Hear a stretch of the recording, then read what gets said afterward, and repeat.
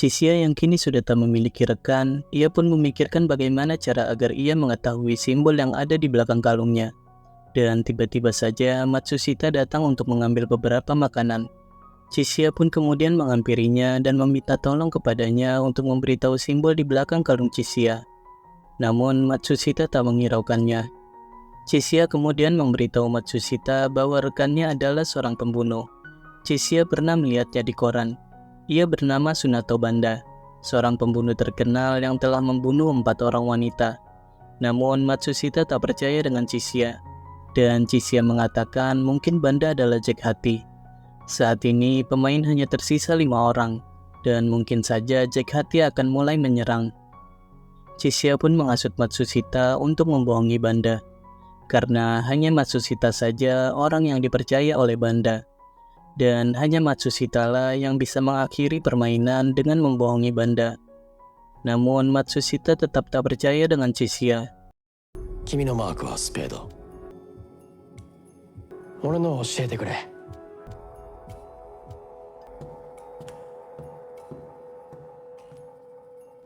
ハート。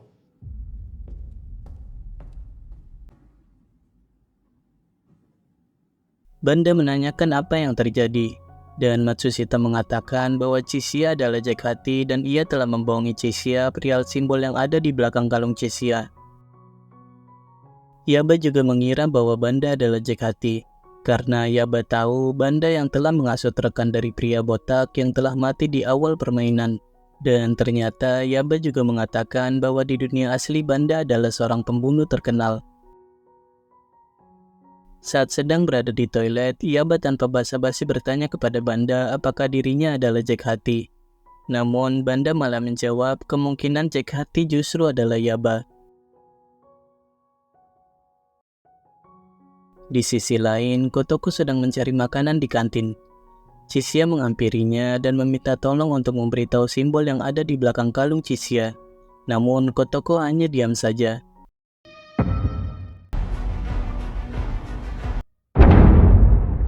Kata.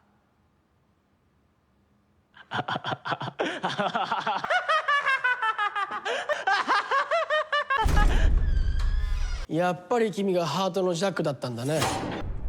なんで Ternyata semua pemain yang tersisa kecuali Kotoko telah menduga Matsushita adalah jaghati.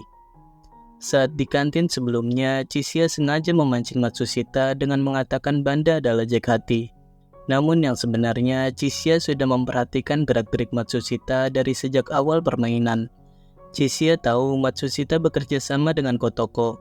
Mereka berdua berpura-pura seolah mereka dikendalikan oleh rekannya masing-masing. Chixia juga menyadari Matsushita selalu bergantian datang ke kantin dengan Kotoko. Dan mereka berdua selalu mengambil jenis snack yang sama. Snack itu memiliki 4 rasa. Dan mereka memanfaatkan warna dari snack itu untuk berkomunikasi. Mereka berdua telah membuat kode pada warna snack itu untuk setiap simbol yang ada di dalam permainan. Mereka selalu mengambil warna snack sesuai dengan gambar simbol yang ada di belakang kalung mereka berdua, untuk memastikan jawaban dari simbol mereka berdua adalah benar. Banda juga telah mencurigai Matsushita sebagai jaghati dari awal permainan. Dan Banda sengaja mengincarnya untuk mengujinya. Matsushita terlihat sangat percaya diri dalam permainan ini. Mungkin itu karena Matsushita memiliki peran yang khusus, yaitu sebagai jaghati. Namun Matsushita malah menunjuk Banda sebagai jaghati. Dan Yaba mengatakan Banda bukanlah jaghati. Yaba juga mencurigai Matsushita sebagai jaghati. Sebelumnya Matsushita sempat berbicara dengan Kotoko. Dan Yaba telah memberitahu Kotoko dengan jujur gambar simbol yang ada di belakang kalung Kotoko. Namun Kotoko saat ini telah mati. Itu berarti Matsushita membohongi Kotoko. Dan Kotoko juga mencoba membohongi Yaba. Itu berarti Kotoko telah dikendalikan oleh seseorang. Namun Matsushita malah menunjuk Chixia adalah jaghati yang sebenarnya jika bukan Banda jaghatinya. Matsushita pun bertanya kapan mereka semua bekerja sama. Dan ternyata saat di toilet sebelumnya, Banda mengatakan kepada Yaba bahwa dunia permainan ini sangatlah indah. Dan ia sangat menyukainya. Yaba pun mengatakan ia juga menyukai dunia permainan ini. karena ini satu-satunya dunia yang mungkin saja bisa ia kuasai. Di saat itulah mereka saling merasa mereka baru saja menemukan rekan yang benar-benar layak dipercaya. Mereka pun saling memberitahu gambar simbol masing-masing dari mereka dengan jujur. Namun Matsushita masih saja berkata bahwa mereka tak bisa menuduhnya sebagai jaghati. Dan mungkin saja jaghati adalah salah satu dari mereka bertiga. Namun Chishia mengatakan jika memang Matsushita bukanlah jaghati, Banda pasti sudah membohonginya. Hanya saja Banda dan Yaba ingin menggali informasi tentang dunia permainan itu melalui Matsushita. Itulah mengapa Banda sengaja tak membohongi Matsushita, agar Matsushita tetap hidup dan bisa membocorkan informasi tentang dunia permainan mematikan itu. Banda dan Yaba kemudian membawa Matsushita ke sebuah sel isolasi, dan mereka merasa jarang sekali ada kesempatan bisa mengobrol dengan warga dunia permainan mematikan itu. Yaba dan Banda memaksa Matsushita untuk memberitahu informasi tentang dunia permainan mematikan itu kepada mereka.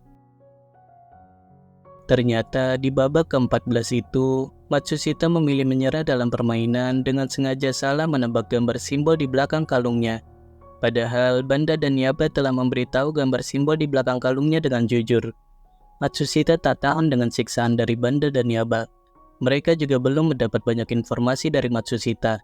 Namun Matsushita sudah memilih menyerah lebih dulu.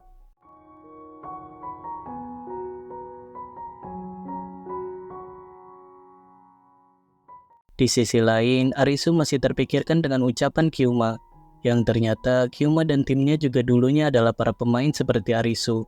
Namun mereka selalu berhasil memenangkan permainan, hingga akhirnya mereka dijadikan warga dunia permainan mematikan itu. Arisu pun merasa dunia asli mereka sudah tidak ada, karena tak ada cara untuk bisa kembali ke dunia asli.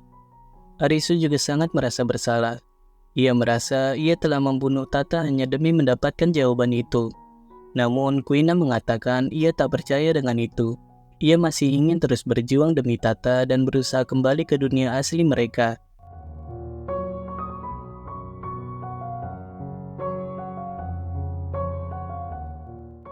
Keesokan harinya, Kuina berpisah dengan Usagi dan Arisu.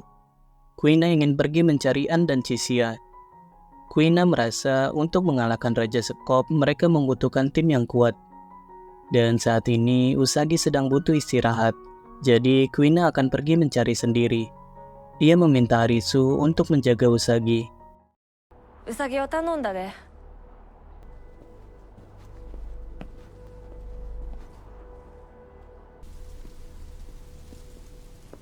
Di hari selanjutnya, Usagi dan Arisu pergi berburu, dan mereka menemukan seekor kelinci.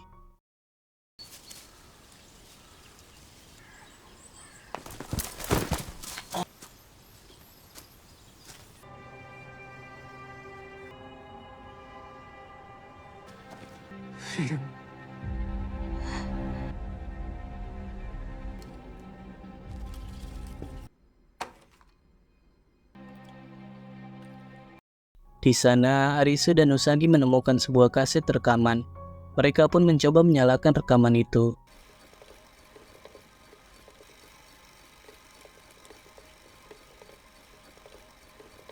Dalam rekaman itu, ada seorang pria bernama Kaito Kameyama yang membuat video rekaman dengan menggunakan kamera film zaman dulu. Ia merekam semuanya untuk mencari tahu tentang dunia permainan mematikan itu. Namun yang ia temukan adalah betapa bahagianya orang-orang di dalam dunia permainan mematikan itu. Karena mereka merasa dunia itu tak memiliki aturan hukum. Mereka menjadi bebas membunuh, menjara, bahkan menghisap ganja sekalipun. Di dalam rekaman itu juga, Kaito sempat bertemu dengan An. Namun tak lama, An berkata ingin pergi keluar Tokyo untuk mencari tahu tentang dunia permainan mematikan itu. Kaito pun kemudian melakukan perjalanan ke wilayah Setagaya, karena ia mendapat informasi ada sebuah kelompok yang bermukim di sana. Dan salah seorang di sana ada yang masih mengingat tentang kejadian awal mula mereka semua masuk ke dalam dunia permainan mematikan itu. Sesampainya Kaito di sana, ia diantar oleh seorang pria berkacamata. Pria berkacamata itu bertanya kepada Kaito apakah Kaito tak mengingat tentang awal mula dirinya masuk ke dunia permainan mematikan itu. Dan ia juga bertanya apakah Kaito melihat sebuah kembang api. Namun Kaito tak mengingat sama sekali tentang kembang api itu. Kaito pun dipertemukan dengan seorang wanita di sana yang masih mengingat betul kejadian awal mula semua orang masuk ke dunia permainan mematikan itu. Wanita itu mengatakan saat masih kecil dirinya sempat menjalani operasi otak, hingga terdapat lubang di tengkoraknya. Mungkin itulah sebabnya tak ada satupun orang yang ingat kecuali dirinya saja. Kaito pun meminta wanita itu untuk menceritakan semuanya. Dan wanita itu bercerita di hari itu ia melihat kembang api di langit. Dan ternyata sebenarnya itu bukanlah kembang api. Wanita itu belum selesai bercerita, namun Raja Skop datang untuk membunuh semua orang di sana.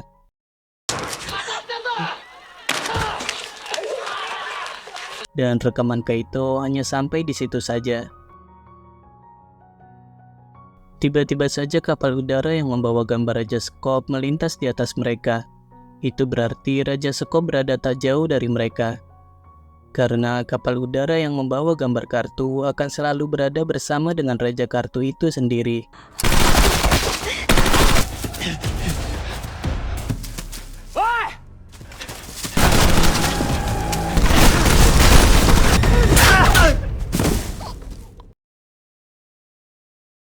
Arisu berhasil lolos dari Raja Skop berkat bantuan dari seorang wanita berkaki besi. Namun Arisu terpisah dengan Usagi. Arisu pun bertanya kenapa wanita itu memukulnya. Dan wanita itu mengatakan jika Arisu terus berlari, maka Arisu akan mati karena Raja Skop sangat mudah mengetahui keberadaan Arisu. Wanita itu juga sebenarnya tak berniat menolong Arisu. Hanya saja orang yang bersamanya yang ingin menolong Arisu. Wanita itu juga tahu nama Arisu dari seorang yang bersamanya itu. Arisu pun mencari tahu siapa orang yang bersama wanita itu.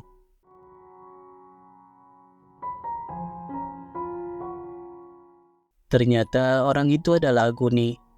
Aguni juga masih hidup sama seperti Niragi. Dan seperti biasa, jangan lupa klik dulu tombol subscribe-nya dan sampai jumpa lagi di video Istoma selanjutnya.